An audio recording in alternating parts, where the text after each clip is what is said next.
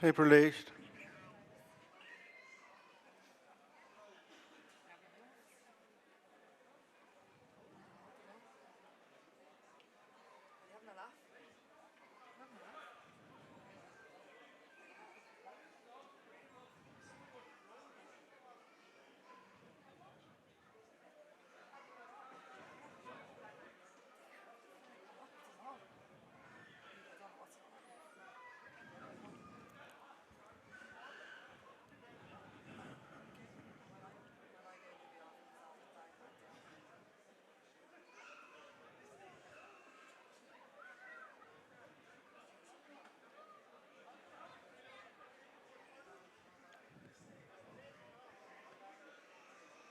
We have liftoff at a walk.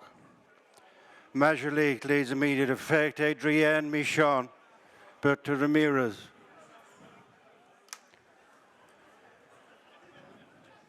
Coming on towards the first of 8 flights, they download the William Hill app Juvenile hurdle, tiptoeing their way to the first.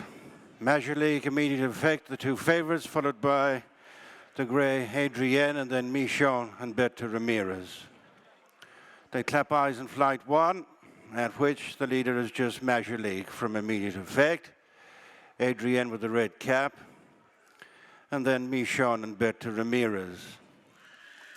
Venturing on in between flights 1 and 2, immediate effect has headed Majolique, followed by Adrienne, Michon and Berta Ramirez over the second flight, and its immediate effect. And Jack Kennedy pressing ahead from Majolique and Paul Townend with a couple of lengths to Adrienne. Shane O'Callaghan disputing third with Michon and Donna Myler, and fifth of the 5 is Berta Ramirez and Brian Hayes.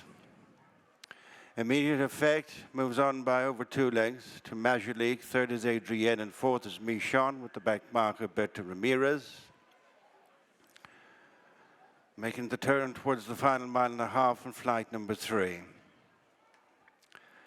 In front is immediate effect from Majolique, Adrienne, Michon and Berta Ramirez. Racing towards flight number 3. To download the William Hill app Juvenile hurdle, it's listed. Immediate effect into the third from Majolique, Adrienne, Michon and Berta Ramirez. A little off to the left. In the air there was Majolique, good run to the fourth, which will bring them past the halfway stage in this 5-runner second race. Less than 10 furlongs to go. It is immediate effect in the lead. Michon has improved to go second from Majolique. Knocked back into fourth, Adrienne, and last of all is Berta Ramirez. They're just outside the halfway stage as they approach the fourth. Immediate effect by a little more than a length to Michon gone second, Majolique third, and then Adrienne and Berta Ramirez. Heading inside the halfway stage with another 4 flights remaining, the William Hill app Juvenile hurdle. Immediate effect by less than a length to a closing up Michon, gone on by 2 lengths to Majolique edging third from Adrienne, and continuing the back markers Berta Ramirez. 4 left to jump. Immediate effect by half to Michon, now 3 cleared of Majolique, who's disputing third with Adrienne. Fifth of the 5 is still Berta Ramirez as they rise at 4 flights from the finish. Matching strides, immediate effect in Michon. Closing back up in third is Majolique, within a length and a half of the leading pair, and then Adrienne, and over 2 lengths back to Berta Ramirez. 3 left to jump. Immediate effect and Michon together, followed by Majolique, Adrienne, and Berta Ramirez, reaching the final half mile. 2 flights left to jump as they turn their heads for the approach to the straight. And it is in front by 3 parts. Immediate effect from Michon, 2.5 clear of Majolique, shading third from Adrienne, and then Berta Ramirez. They've just passed their point of departure.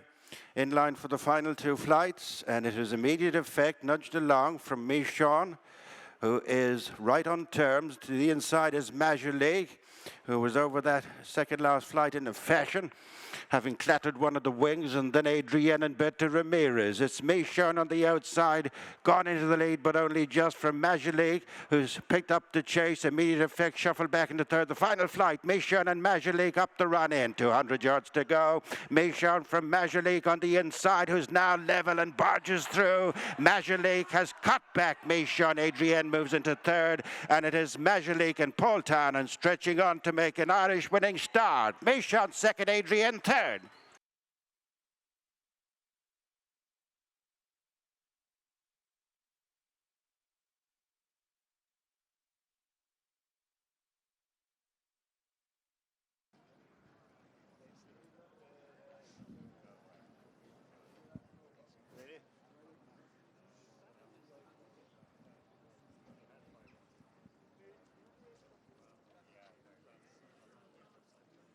And assistant trainer David Casey, he's there somewhere, just come in to have a word with us after Majolique's win in the foil race. David, have we seen a late entrant into the Triumph Hurdle picture maybe today? Yeah, it's hard to know, Gary. It's pretty tight time-wise, you know, so we'll see what Willie wants to do. But it was a good performance. We weren't expecting it, and thought she'd need to run badly.